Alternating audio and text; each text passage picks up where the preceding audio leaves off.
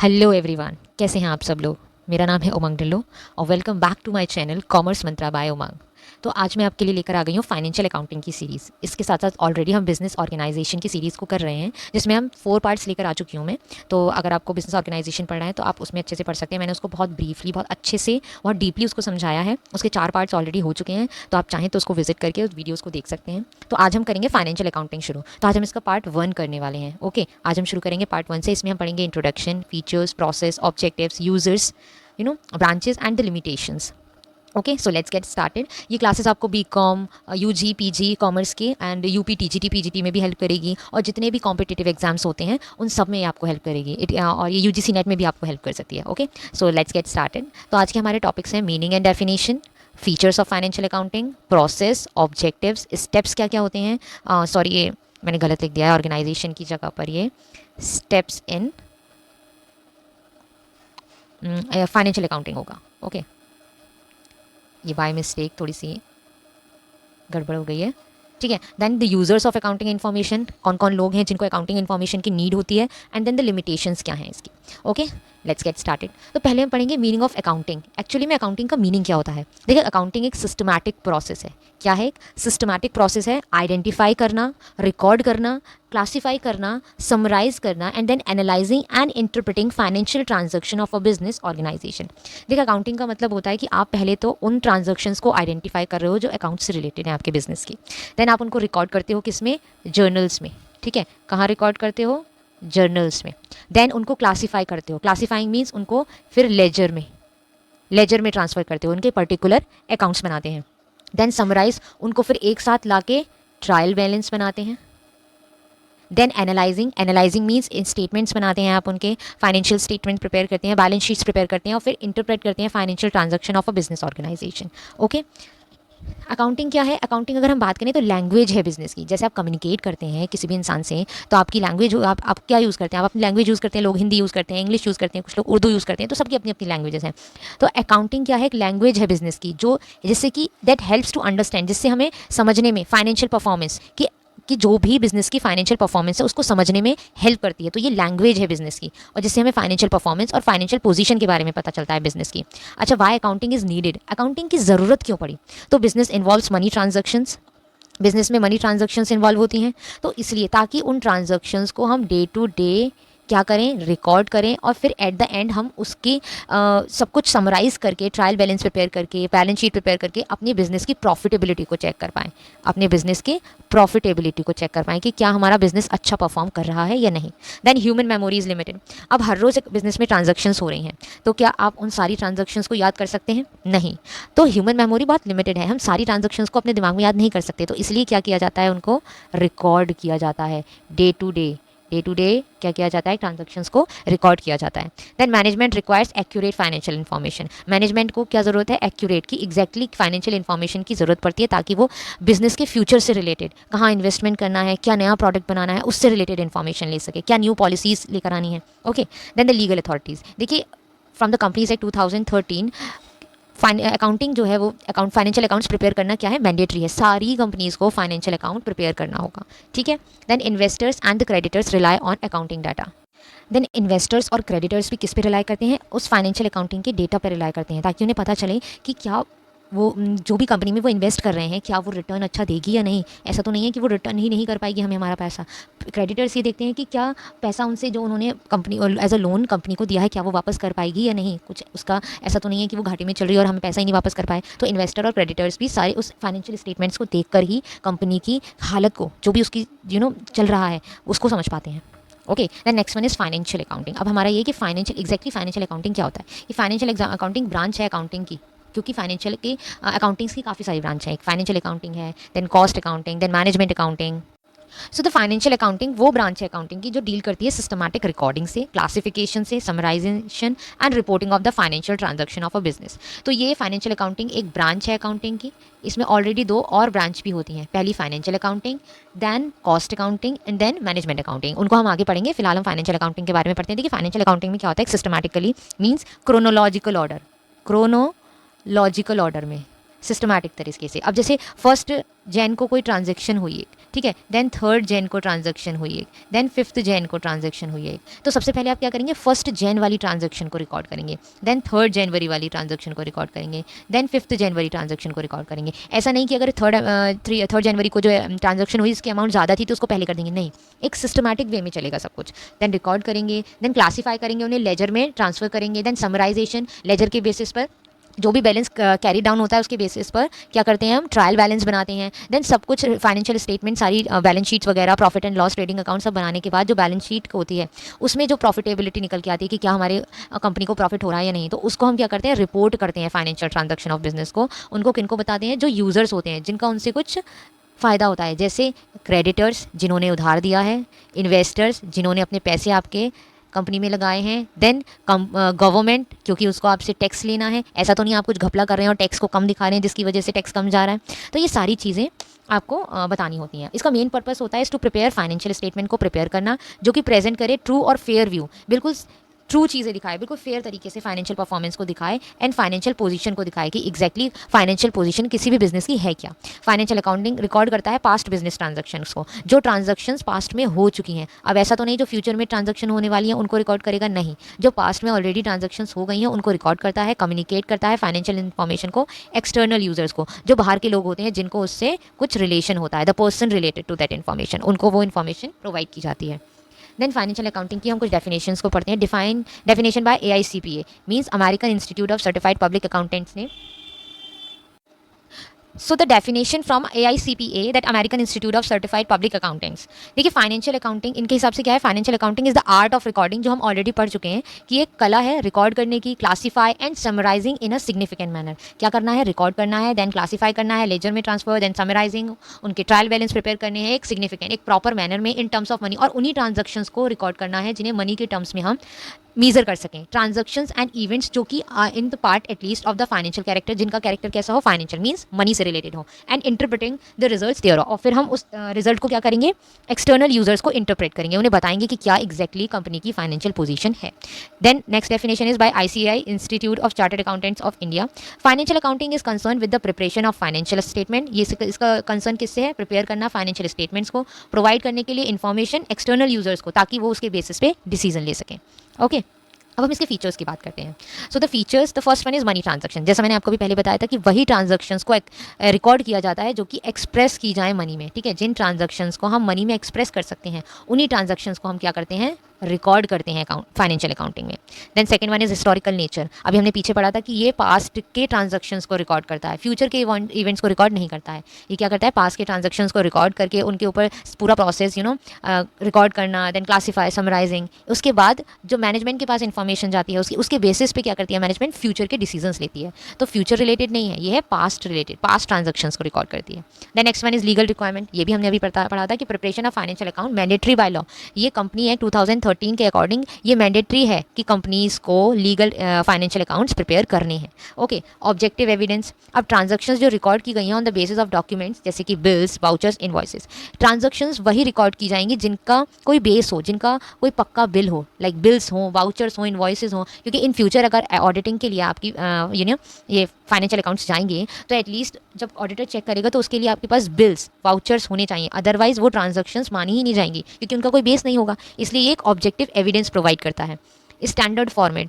Financial statement एक prepare किया जाता है अकॉर्डिंग टू अकाउंटिंग स्टैंडर्ड्स। ऐसे ही नहीं कि उठाए कि 1 लिखा कि भैया हमने ट्रांजैक्शन कर दी, नो, सेकंड लिखा ट्रांजैक्शन नहीं, एक प्रॉपर फॉर्मेट होता है टी शेप का, ठीक है, उसमें जर्नल एंट्रीज को प्रिपेयर किया, टी शेप सॉरी ऐसे एक फॉर्मेट होता है, लाइक डेट, पर्टिकुलर्स, यहाँ पे LF का भी होता है, देन डेबिट, देन क्रेडिट। तो ये सारा एक प्रॉपर फॉर्मेट है, एक स्टैंडर्ड फॉर्मेट है जिसमें किया जाता है फाइनेंशियल अकाउंट्स को रिकॉर्ड किया जाता है, एंट्रीज को, ट्रांजैक्शंस को रिकॉर्ड किया जाता है। Then periodic reporting. अकाउंट्स जो है वो प्रिपेयर किए जाते हैं फॉर स्पेसिफिक अकाउंटिंग पीरियड के लिए, यूजुअली 1 ईयर के लिए, 1 अप्रैल से 31 मार्च, 1 अप्रैल से 31 मार्च तक ये पूरे 1 ईयर का ट्रांजैक्शन उसमें रिकॉर्ड किया जाता है, क्योंकि एक साथ हम सारे ट्रांजैक्शंस को रिकॉर्ड करेंगे, करते चले जाएंगे, तो एक साथ सबको एनालाइज करना बहुत प्रॉब्लमेटिक हो जाएगा। इसलिए 1 मंथ का एक अकाउंटिंग पीरियड होता है जिसमें कि ट्रांजैक्शंस को रिकॉर्ड करके फिर 1 साल के अंदर 1 साल में उसको एनालाइज किया जाता है, ठीक है। ओके अब हम पढ़ेंगे स्टेप्स क्या क्या प्रोसेस है फाइनेंशियल अकाउंटिंग का, कैसे कैसे फाइनेंशियल अकाउंटिंग काम करती है, हमने पढ़ा था ना, एक सिस्टमैटिक वे में काम करती है, तो किस तरीके से काम करती है। So the first one is identification of transaction. आप सबसे पहले आइडेंटिफाई करोगे बिजनेस ट्रांजैक्शन जो कि फाइनेंशियल नेचर की है, जिनको हम मीजर कर सकते हैं मॉनेटरी टर्म्स में। अब आप किसी एम्प्लॉय को लेके आए, ठीक है, और वो बहुत ज़्यादा लॉयल है, आपको दिखा कि भैया तो इसकी लॉयल्टी, इसका काम, इसकी स्किल हमारी जो कंपनी है उसको बहुत ज़्यादा हेल्प कर रही है प्रॉफिटेबिलिटी में, लेकिन क्या हम उसको ट्रांजैक्शन इसमें रिकॉर्ड कर सकते हैं? नहीं, क्योंकि वो मॉनेटरी टर्म में नहीं है, उसकी लॉयल्टी, उसकी स्किल्स मॉनेटरी टर्म्स में नहीं डिस्क्राइब हो सकती। इसलिए जो भी ट्रांजैक्शन मॉनेटरी टर्म्स में डिस्क्राइब हो सकती हैं, मीजर की जा सकती हैं, उन्हीं को हम पहले आइडेंटिफाई करेंगे, देन रिकॉर्ड करेंगे, जर्नलाइज करेंगे, रिकॉर्डिंग करेंगे, आइडेंटिफाई ट्रांजैक्शंस की in the journal in chronological order, जो मैंने पहले बताया था, date as per the date की, पहले 1 जनवरी का है तो 1 जनवरी, देन 2 जनवरी, देन 3 जनवरी, देन 4, तो एक सीक्वेंस में उनको रिकॉर्ड किया जाएगा। देन क्लासिफिकेशन मीन्स जर्नल के बाद हम उनको लेजर में ट्रांसफर करेंगे, क्लासीफाई करेंगे journal entries by posting them into respective ledger accounts. एक पर्टिकुलर अकाउंट सबका बनेगा और पर्टिकुलर अकाउंट्स में उनको ट्रांसफर कर देंगे जितने भी ट्रांजैक्शंस हमने जर्नल में की हैं। ओके, लाइक जैसे जितनी भी हमने एक सेल्स अकाउंट बनाया, ठीक है, तो जितनी भी सेल्स से रिलेटेड ट्रांजैक्शन होंगी वो सब सेल्स अकाउंट में आएंगी। ओके, लाइक दिस आपको क्या करना होता है, लेजर प्रिपेयर करना होता है। देन समराइजेशन, जब अब जितने भी लेजर प्रिपेयर कर लिया आप उनको समराइज करेंगे, एक ट्रायल बैलेंस में बनाएंगे, एक साइड डेबिट एक साइड क्रेडिट, और इनको अरिथमेटिकल एक्यूरेसी, क्या दोनों एग्जैक्ट सेम है या नहीं, बैलेंस दोनों का सेम आ रहा है या नहीं। अगर यहाँ पर बैलेंस सेम नहीं आता है, मीन्स पीछे हमने जर्नलिंग में रिकॉर्ड करते वक्त या फिर लेजर पर पोस्ट करते टाइम कुछ हमसे मिस्टेक हो गया, तो वो हम क्या करेंगे, फाइंड आउट करेंगे। Then what we have to do, we have to prepare the financial statement, जिसके लिए हमें trading account, PNL and balance sheet, आगे हम इसको और ज़्यादा गहराई से पढ़ेंगे। ट्रेडिंग अकाउंट क्या होता है, प्रॉफिट एंड लॉस अकाउंट। अभी के लिए ट्रेडिंग अकाउंट वो होता है जिसमें जितना भी प्रोडक्शन से रिलेटेड जो भी मटेरियल, जो भी चीज़ें डायरेक्टली प्रोडक्शन में, कोई हमारे प्रोडक्ट के प्रोडक्शन में यूज़ हुई हैं, वो ट्रेडिंग अकाउंट में आती हैं। Then profit and loss account, वो और अदर रिलेटेड थिंग्स आ जाती हैं। देन बैलेंस शीट में हम पूरा अपनी कंपनी का पूरा इन्फॉर्मेशन प्रिपेयर करते हैं to find out the financial position and to determine the profit of the company.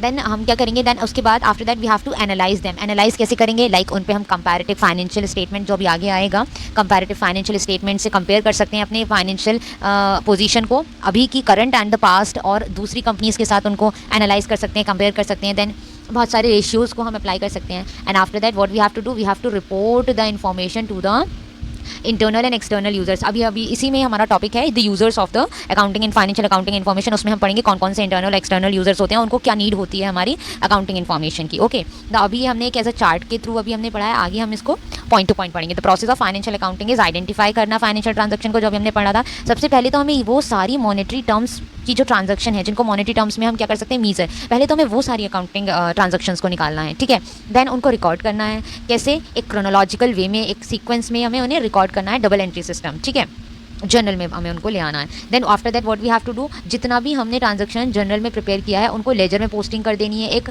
Specific उनका क्या बनाना है, अकाउंट बनाना है। तो recorded journal entries are classify करना and posted into respective ledger account, उनका जो अपना खुद का लेजर अकाउंट है, अभी जैसे मैंने पहले बताया था, sales account, then capital account, तो बहुत सारी चीज़ें हो जाती हैं, उन ट्रांजैक्शन होती हैं उनसे रिलेटेड, उन्हीं को उसमें उस अकाउंट में क्या करना है, ट्रांसफ़र करना है। Then summarisation means trial balance, सारी लेजर में पोस्टिंग करने के बाद ट्रायल बैलेंस प्रिपेयर किया जाता है टू समराइज करने के लिए सारे लेजर के जितने भी बैलेंसेस निकल के आए हैं उनको, ठीक है। After that preparation of the financial statement, अब इस स्टेज पे क्या होगा, फाइनल अकाउंट्स को प्रिपेयर करेंगे यहाँ पे हम, जैसे कि trading account, profit and loss account and the balance sheet. आगे जाके हम इनको अच्छे से डीपली पढ़ेंगे, तब आपको बहुत अच्छे से समझ में आ जाएगा।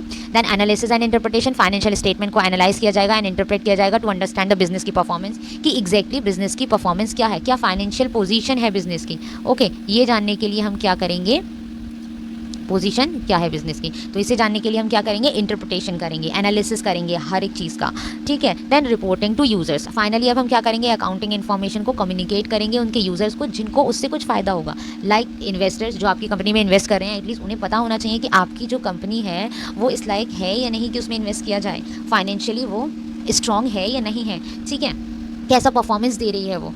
देन क्रेडिटर्स जिन्होंने आपको पैसा उधार दिया है, वो यही देखने के लिए आप फाइनेंशियल पोजीशन को चेक करते हैं कि क्या उनका पैसा आपसे वापस मिल जाएगा या नहीं, क्या आप अभी उस पोजीशन में हैं कि आप उनका पैसा वापस कर पाएंगे। देन बैंक्स क्यों, बैंक आपको लोन प्रोवाइड करती है, इसलिए बैंक्स भी यही जानना चाहती है कि आपकी फाइनेंशियल पोजीशन कैसी है, क्या वो उस बेसिस पे आपको लोन दे या नहीं दे, आपकी क्रेडिट वर्दीनेस कितनी है, ठीक है। देन गवर्नमेंट अथॉरिटीज़ चेक करती है टैक्स के लिए, ताकि आप टैक्स की चोरी ना करें, आप प्रॉपर टैक्स उनको दे रहे हैं या नहीं, कुछ चीज़ों को कंसील तो नहीं कर रहे हैं, छुपा कर तो नहीं रख रहे हैं, ठीक है। देन ऑब्जेक्टिव्स क्या है फाइनेंशियल, अब हमने जो भी ये फाइनेंशियल अकाउंटिंग के बारे में बात की, तो ये करते क्यों है, उद्देश्य क्या है, ऑब्जेक्टिव क्या है फाइनेंशियल अकाउंटिंग को प्रिपेयर करने का। तो फर्स्ट ऑफ ऑल क्या है, एक सिस्टमैटिक रिकॉर्डिंग है। अब ह्यूमन का जो माइंड है वो बहुत लिमिटेड है। अब ऐसा तो नहीं है सब कुछ अपने माइंड में याद करके रख सकते हो, नहीं, एक सिस्टमैटिक तरीके से आप रिकॉर्डिंग करते हैं जो कि परमानेंटली होता है। To maintain permanently complete record of transaction, जिससे इन फ्यूचर आपको कुछ नीड होती है किसी ट्रांजेक्शन को जानने की, ये कब हुआ था, या फिर as a to show the proof, कि प्रूफ देने के लिए, तो आप क्या करते हो, एक कंप्लीट जो है वो रिकॉर्ड रखते हो ट्रांजेक्शन्स का। तो एक सिस्टमैटिक तरीका है। Ascertainment of profit and loss, अब सब कुछ हमने क्या किया था, एंड में एनालिसिस इंटरप्रिटेशन किया था, उसके बाद हमें क्या पता चल रहा था कि एग्जैक्टली हमारा प्रॉफिट और लॉस कंपनी का क्या है। तो बिजनेस की परफॉर्मेंस को जानने के लिए ड्यूरिंग द पीरियड, एक पूरे साल में हमारी परफॉर्मेंस क्या रही, ये जानने के लिए भी हम क्या करते हैं, फाइनेंशियल अकाउंटिंग को बनाते हैं। Then ascertainment of financial position, अभी पहले हमने प्रॉफिट एंड लॉस की बात करी, अब कि हमारे पास एसेट्स कितनी है, हमारी लाइबिलिटीज़ कितनी है, कैपिटल कितनी है हमारे पास, फाइनेंशियल पोजीशन कैसी है, क्या हमारे पास लाइबिलिटीज़ तो ज़्यादा नहीं है एसेट से, ठीक है, तो ऐसा तो नहीं हमारे पास बहुत ज़्यादा लाइबिलिटीज़ हैं, हम दिवालिया होने वाले हैं। तो इन सब को जानने के लिए भी, फाइनेंशियल पोजीशन को जानने के लिए हम क्या करते हैं, फाइनेंशियल अकाउंटिंग को प्रिपेयर करते हैं। Then control over assets, help to prevent misuse और फ्रॉड, ताकि हमारी एसेट्स का मिसयूज़ और फ्रॉड ना हो, जितने भी और मैनेजमेंट में लोग बैठे हैं वो फ्रॉड ना कर दें। तो इसीलिए तो ट्रांजेक्शन्स की जाती हैं, ताकि कोई भी लोग फ्रॉड ना कर सकें, ठीक है, फ्रॉड से बचने के लिए। तो control over assets, legal compliance, अब स्टैट्यूटरी रिक्वायरमेंट तो है as per the companies act 2013, ये हमारे लिए क्या है, लॉ की तरफ से मैंडेटरी है कि हमें क्या करना है, financial accounting, financial statement prepare करना है अपना 1 साल का। Every year we have to prepare it. Then assistance in decision making, अब जब आपको पूरी इन्फॉर्मेशन मिल जाएगी आपके एग्जैक्टली कंपनी में क्या हो रहा है, कैसी फाइनेंशियल पोजीशन है, प्रॉफिट कितना है, कैसा मार्केट में वर्क कर रहे हैं, तो उसके बेसिस पे आप क्या कर पाएंगे, मैनेजमेंट प्लानिंग बना पाएगी, पॉलिसी को फॉर्मुलेट कर पाएगी। तो ये सब किसके बेसिस पे, फाइनेंशियल अकाउंटिंग के बेसिस पे। Okay, then move to the users of, अभी हमने पीछे बात करा था कि हम यूजर्स ऑफ अकाउंटिंग इन्फॉर्मेशन, कि किन किन को आपके अकाउंटिंग इन्फॉर्मेशन की नीड है, तो हम उसके बारे में पढ़ते हैं। अब आते हैं इंटरनल यूजर्स, जो कंपनी के अंदर हैं। इंटरनल मीन्स जो कंपनी के अंदर हैं। तो फर्स्ट वन इज़ मैनेजमेंट। अब मैनेजमेंट क्या करता है, मैनेजमेंट करता है प्लानिंग। तो प्लानिंग के लिए हमें इन्फॉर्मेशन की नीड है कि एग्जैक्टली हमारी कंपनी में क्या काम हो रहा है, ठीक है, किस तरीके का फाइनेंशियल पोजीशन है हमारी कंपनी का, क्या प्रॉफिट हम अर्न कर पा रहे हैं, कितनी क्रेडिट वर्दीनेस है, उसके बेसिस पे आगे का प्लानिंग करते हैं मैनेजमेंट, डिसीजंस लेती है, कंट्रोल करती है। अगर कुछ ऐसी चीज़ें हैं जो ठीक नहीं चल रही हैं, जिसकी वजह से हमें लॉस हो रहा है, उनको क्या करती है, इवैल्यूएट करके कंट्रोल करती है उनको, ठीक है। देन एम्प्लॉयज़, अब देखिए एम्प्लॉयज़ जो होते हैं हमारी कंपनी में काम करते हैं, उनको क्या चाहिए, उनको अपनी जॉब सिक्योरिटी चाहिए, और उनको वेज और ग्रोथ चाहिए, और उन्हें ये स्टेबिलिटी की, फाइनेंशियल स्टेबिलिटी बिजनेस में है या नहीं, कि हम जहाँ पर काम कर रहे हैं क्या वो हमारी वेजेस हमें रिटर्न, हमें जो हम काम कर रहे हैं, हम जो भी सर्विसेज दे रहे हैं, क्या वो हमें पैसे दे पाएगी या नहीं, जॉब सिक्योरिटी है या नहीं। ऐसा तो नहीं है कि आज हमको जॉब पे रख लिया, कल को हमें निकाल दें कि भाई इनके तो क्राइसिस हो गए हैं, फाइनेंशियल क्राइसिस हो गए, इनके पास तो पैसा ही नहीं है और ये अब जॉब से निकाल दें। तो इसके लिए एम्प्लॉयज़ को भी ये जानना ज़रूरी होता है, वो भी ये जानना चाहते हैं कि एग्जैक्टली कंपनी कर क्या रही है, ठीक है, किस लेवल पे बैठी है। Then departmental managers use accounting data to control cost and evaluate departmental performance.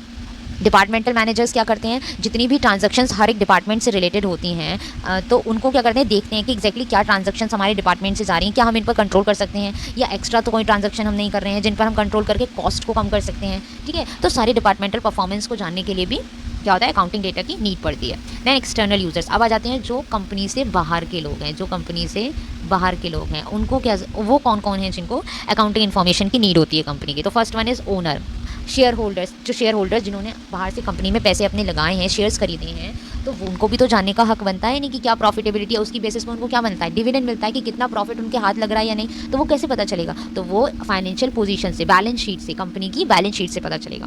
Then investors, जो भी पैसा आपकी कंपनी में इन्वेस्ट करना चाहते हैं, जो लोग इन्वेस्टर्स इन्वेस्ट करना चाहते हैं, दे वांट टू नो कि कितना रिस्क है आपकी कंपनी में पैसा लगाने में और कितना रिटर्न मिलना है, और फ्यूचर ग्रोथ कितनी है, क्या आगे जाके आपकी कंपनी के शेयर्स की वैल्यू बढ़ेगी जिस वजह से आपको प्रॉफिट होगा, और प्रोडक्शन कैसा है, मार्केट में डिमांड है या नहीं आपके प्रोडक्ट की, आप कितना अर्न कर पा रहे हैं, कितनी सेल्स आपकी हो पा रही है जिसकी वजह से आपके पास पैसा अच्छा आ रहा है, तभी तो वो इन्वेस्ट करेंगे। देन द क्रेडिटर्स जो आपको पैसे उधार देते हैं, ठीक है, पैसे जो उधार देते हैं वो आपकी क्रेडिट वर्दीनेस को जज करते हैं कि क्या आप पेमेंट कर सकते हैं, रीपेमेंट कैपेसिटी है। ऐसा तो नहीं है कि आपको पैसे दे दिया और आप भाई लोन, वो तो पैसा डूब गया, वो तो पैसे ही नहीं वापस कर पा रहे हैं। तो creditors want to know about the company's financial information to understand the credit worthiness and the repayment capacity of the company.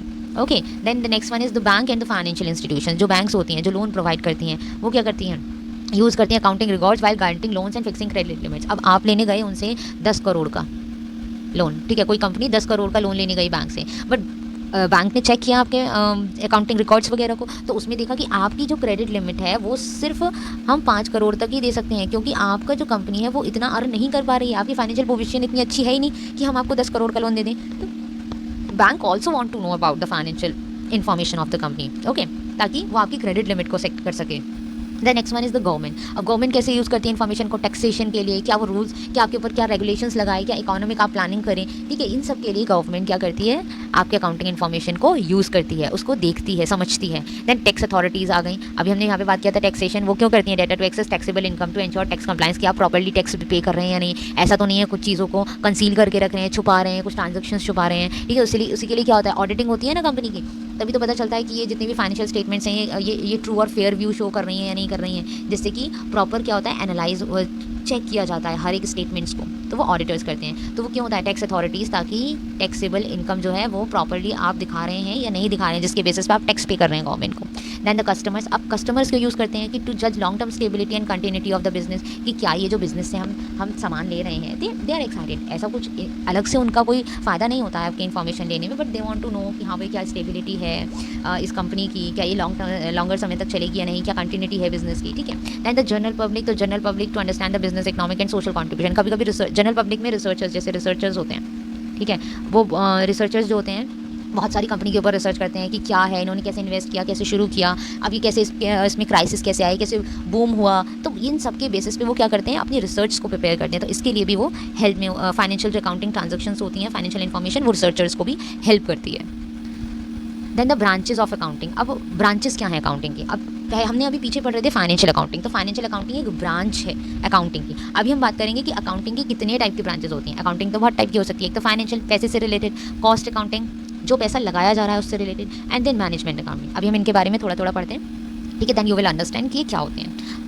Accounting के भी 3 टाइप्स होते हैं। First one is financial. Financial अब हमने पढ़ा कि concern with the recording of financial, हम इसमें वो ट्रांजैक्शंस को रिकॉर्ड करते हैं जो कि मनी से रिलेटेड होती हैं, एंड प्रिपेयर करते हैं फाइनेंशियल स्टेटमेंट, क्या जानने के लिए? टू असरटेनमेंट प्रॉफिट और loss and the financial position, कि एक्जैक्टली फाइनेंशियल पोजीशन क्या है बिजनेस की। ये किस में डील करता है? मॉनेटरी ट्रांजैक्शंस में। प्रिपेयर करता है फाइनेंशियल स्टेटमेंट, जैसे कि trading account, P&L and balance sheet. ये क्या इन्फॉर्मेशन देता है एक्सटर्नल यूजर्स को। Historical in nature. Historical in nature कैसा है? कि जो ट्रांजैक्शंस ऑलरेडी हो चुकी हैं हम उन्हीं को तो रिकॉर्ड करते हैं, तो ये क्या है? हिस्टोरिकल। जो फ्यूचर में होने वाली है उनको रिकॉर्ड नहीं करते हैं, जो ऑलरेडी हो चुकी हैं।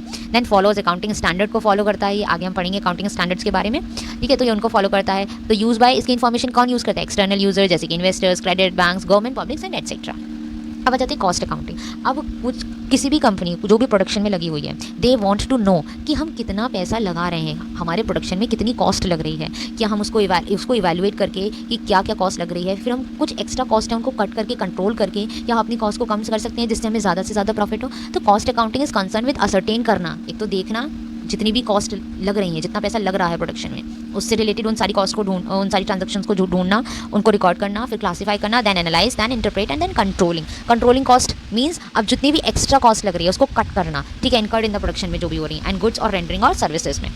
फीचर्स क्या है? ये डील करता है कॉस्ट असर्टेनमेंट एंड कंट्रोल, की कॉस्ट को देखना कि क्या कॉस्ट लग रही है और उसको कैसे कंट्रोल कर सकते हैं, किस तरीके से कंट्रोल करें। Then helps in determining cost of product, ये इससे क्या पता चलता है? प्रोडक्ट की कॉस्ट को हम एनालाइज कर सकते हैं। अब एक प्रोडक्ट हमने बनाया, अब उसको बनाने में, एक पेन हमने बनाया, उसको बनाने में हमें 10 रुपये लगे। अब हमें कैसे पता चला? क्योंकि हमने सब कुछ देखा ना कि कितने का रॉ मटेरियल आया, कितने की मशीन चार्जेस, कितने लेबर चार्जेस, तो पर पेन हमें 10 रुपये लग रहे हैं। तो क्या हम कुछ ऐसी यहाँ पे कोई ऐसी चीज़ को रिमूव कर दें कि जिसकी वजह से पेन भी बन जाए और हमारी कॉस्ट भी कट हो जाए? अब हम यहाँ पे +2 करके प्रॉफिट अपना करके 12 रुपये में ये पेन बेच रहे हैं, तो हमें कितने का प्रॉफिट हो रहा है? 2 रुपये का। यहीं अगर हम अपनी कॉस्ट को कम करके 9 का हमारा कॉस्ट लगे, और अब हम क्या कर रहे हैं? अभी हम 12 का ही बेच रहे हैं, लेकिन हमें प्रॉफिट कितने का होगा? 3 का होगा। तो हमारा प्रॉफिट क्या होगा? बढ़ जाएगा अगर हम कॉस्ट को कंट्रोल करेंगे। तो providing the information for internal use, ये इंटरनल यूज़ के लिए, बाहर के इंसान को क्या जरूरत पड़ी है कि आप क्या प्रोडक्शन कर रहे हैं, कितने पैसे लगा रहे हैं, उसको उससे कोई मतलब नहीं है, ठीक है। तो ये हम सिर्फ इंटरनल यूज़ के लिए होता है। Future oriented and detail. Future oriented कैसे? आप अभी कॉस्ट को पता करेंगे, इन फ्यूचर आप क्या करेंगे? उसको कंट्रोल करने में यूज़ करेंगे। Then help in cost reduction and efficiency improvement, अभी मैंने बात की थी कॉस्ट को रिड्यूस करना और एफिशिएंसी को इंप्रूव करना। देन नेक्स्ट है हमारे पास मैनेजमेंट अकाउंटिंग, ठीक है। अब ये मैनेजमेंट ऑलरेडी नाम से आपको समझ में आया होगा, मैनेजमेंट से रिलेटेड है ये, ठीक है। मैनेजमेंट अकाउंटिंग कंसर्न करती है with the preparation of presentation of accounting information for planning, decision making, control and overall management of business. देखिए फाइनेंशियल और कॉस्ट अकाउंटिंग दोनों से इन्फॉर्मेशन लेके मैनेजमेंट अकाउंटिंग को दी जाती है, ताकि वो क्या करे? वो प्लानिंग करे, डिसीजन ले, कंट्रोल करे, ओवरऑल मैनेजमेंट करे बिजनेस का। तो जितनी भी फाइनेंशियल और कॉस्ट अकाउंटिंग इन्फॉर्मेशन है वो किसके पास जाती है? मैनेजमेंट के पास जाती है, ठीक है। इसका क्या है? प्रोवाइड करना इन्फॉर्मेशन प्लानिंग के लिए, डिसीजन मेकिंग, कंट्रोल के लिए, फ्यूचर ओरिएंटेड है, क्योंकि प्लानिंग हम किसके लिए करेंगे, मैनेजमेंट क्या करता है, प्लानिंग करता है ना, planning, organising, staffing, directing, controlling, ये सब करता है। तो ये किसके लिए, प्लानिंग किसके लिए होती है, फ्यूचर के लिए। तो ये क्या है, फ्यूचर ओरिएंटेड है। Not bound by any set format और रूल्स, कोई इसमें सेट ऐसा कोई फॉर्मेट नहीं है, कोई रूल नहीं है कि इसी तरीके से। अब जैसे फाइनेंशियल अकाउंटिंग था तो जनरल में हमारे क्या था, क्रोनोलॉजिकल था, एक फॉर्मेट सेट किए गए थे सबके कि ये आपका फॉर्मेट है, इसमें आपको प्रिपेयर करना है। तो ये क्या था, ये जर्नल का था, बट इसमें ऐसा कोई फॉर्मेट नहीं है, कोई रूल्स नहीं है। Information is detailed and specific. Information क्या होती है, डिटेल और स्पेसिफिक होती है। ये हेल्प करता है पॉलिसी मेकिंग और परफॉर्मेंस को इवैल्यूएट करने में। इसको कौन यूज़ करता है, इंटरनल यूजर्स जैसे कि top management, department heads and managers use करते हैं। ठीक है, उम्मीद है आपको ये समझ में आया होगा। Now next move to the limitations. अब हम देखते हैं कि अकाउंटिंग इन्फॉर्मेशन के, फाइनेंशियल अकाउंटिंग के बारे में हमने सब समझ लिया कि हाँ ये होती है, ऐसे हेल्प करती है, हमारी जो कंपनी की फाइनेंशियल पोजीशन को शो करती है, ठीक है, प्रॉफिट एंड लॉस को दिखाती है, बट इसकी लिमिटेशंस भी हैं। अब first limitations, record only monetary transaction, जैसे हमने पहले बात की थी, ये सिर्फ उन्हीं ट्रांजेक्शंस, उन्हीं इवेंट्स को रिकॉर्ड करती है जिन्हें हम मनी में मेजर कर सकते हैं। ठीक है, अब जैसे बहुत सी अदर थिंग्स होती हैं जो कि हमारी कंपनी के सक्सेस में हेल्प करती हैं। अब जैसे आपके वहाँ के एम्प्लॉय, ठीक है, अब एम्प्लॉयज़ हैं, किसी भी कंपनी के अगर एम्प्लॉयज़ अच्छे होंगे तो इट मीन्स कंपनी अच्छे से सक्सेस करेगी, अच्छे से काम करेगी, सब कोऑर्डिनेशन में काम करेंगे तो अच्छे से काम होगा, और क्या होगा, एट द एंड कंपनी को प्रॉफिट ज़्यादा होगा। बट इसमें तो एम्प्लॉयज़ की ऑनेस्टी, इन सबको इंक्लूड ही नहीं किया जाता है, इग्नोर किया जाता है। तो नॉन मॉनेटरी फैक्टर्स जैसे कि एम्प्लॉय की एफिशिएंसी को इग्नोर किया जाता है। तो ये सिर्फ मॉनेटरी ट्रांजेक्शन्स को रिकॉर्ड किया जाता है, जो कि इसकी लिमिटेशंस हैं। देन हिस्टोरिकल नेचर, अब ये पास्ट डेटा पे not help in the future decision, जो भी ट्रांजेक्शन्स हो गई हैं ये उनको रिकॉर्ड करता है। ठीक है, सिर्फ ये रिकॉर्डिंग के बेसिस पे है। देन पर्सनल जजमेंट, डेप्रिसिएशन, अब आगे हम पढ़ेंगे कि डेप्रिसिएशन वगैरह का यूज़ किया जाता है। जैसे कि कोई भी हमने एसेट खरीदी है तो अब उसको हम एक साथ ही उसकी वैल्यू को कट नहीं करते हैं, हम क्या करते हैं, उसको हर साल डेप्रिसिएशन लगा के उसकी वैल्यू को कम करते जाते हैं। तो ये डेप्रिसिएशन हम अपने पर्सनल जजमेंट से देते हैं 10%। अब ज़रूरी थोड़ी ना है कि हर साल उसकी वैल्यू 10% ही कम होगी, हो सकता है 5% हो जाए, हो सकता है 20% हो जाए। तो ये सब क्या आ जाता है, पर्सनल जजमेंट पे आ जाता है। अब इन्वॉल्व एस्टिमेशन विच में वेरी, जो कि वेरी करती है, कोई कंपनी कैसा यूज़ कर रही है, कोई कंपनी क्या लगा रही है, तो ये पर्सनल जजमेंट हो जाता है। इग्नोर इन्फ्लेशन, अब ये इन्फ्लेशन को इग्नोर करती है क्योंकि अकाउंटिंग रिकॉर्ड्स जो है बेस्ड होते हैं हिस्टोरिकल कॉस्ट में। ये हम आगे पढ़ेंगे कि हम जो भी बैलेंस शीट में जैसे एसेट है कोई, उसको रिकॉर्ड करेंगे उसकी परचेजिंग, जो हमने जिस पे हमने वो ख़रीदा था वो एसेट, उसी बेस पे। अब हो सकता है वो एसेट कल पहले जब हमने ख़रीदी थी वो 1 लाख की थी, ठीक है, और अभी हम उसको ख़रीदें तो वो कितने की है, 10 लाख की। तो डिफरेंस आ गया ना। तो ये क्या करता है, ये इन्फ्लेशन को इग्नोर कर देता है कि हमारी जो पैसे की वैल्यू घट रही है उसको वो इग्नोर कर देता है। पॉसिबिलिटी ऑफ मैनिपुलेशन, देखो मैनिपुलेशन की पॉसिबिलिटी तो है ही, अकाउंट्स कैन भी मैनिपुलेट किए जा सकते हैं यूजिंग अकाउंटिंग पॉलिसीज़ को यूज़ करके। नॉट फुली साइंटिफिक, अकाउंटिंग एक आर्ट है, नॉट एग्जैक्ट साइंस नहीं है, इसमें आपकी एंट्री करने का तरीका है, ठीक है, तो ये प्रॉपर्ली साइंस नहीं है, तो ये फुली साइंटिफिक नहीं है, तो यहाँ पे एरर होने के चांसेस पूरे हैं। ठीक है, तो आज के लिए बस इतना ही। तो उम्मीद है आप सबको ये लेक्चर पसंद आएगा। हम ऑलरेडी इसके साथ साथ बिजनेस ऑर्गेनाइजेशन भी पढ़ रहे हैं, तो आप उन सारी वीडियोस को भी देख सकते हैं। हम उसमें 3 पार्ट कर चुके हैं और आज मैं उसका फिर से 4th पार्ट भी डालने वाली हूँ। तो आज से हमने फाइनेंशियल अकाउंटिंग स्टार्ट किया है, तो आगे भी मैं इसकी वीडियोस डालती रहूँगी। अगर आपको ये वीडियो पसंद आती है तो प्लीज़ इसको लाइक और चैनल को सब्सक्राइब और अपने दोस्तों के साथ भी शेयर कीजिएगा ताकि वो भी अच्छे से फाइनेंशियल अकाउंटिंग को पढ़ सकें। और आपके कोई भी व्यूज़ हैं इस वीडियो से रिलेटेड कि आपको कैसी लगी, पसंद आया कि नहीं आया, ठीक है, तो आप कमेंट कर सकते हैं ताकि मुझे भी इन्फॉर्मेशन मिले कि एक्चुअली मैं कैसा पढ़ा रही हूँ, आपको समझ में आ भी रहा है या नहीं। Okay, thank you so much and all the best.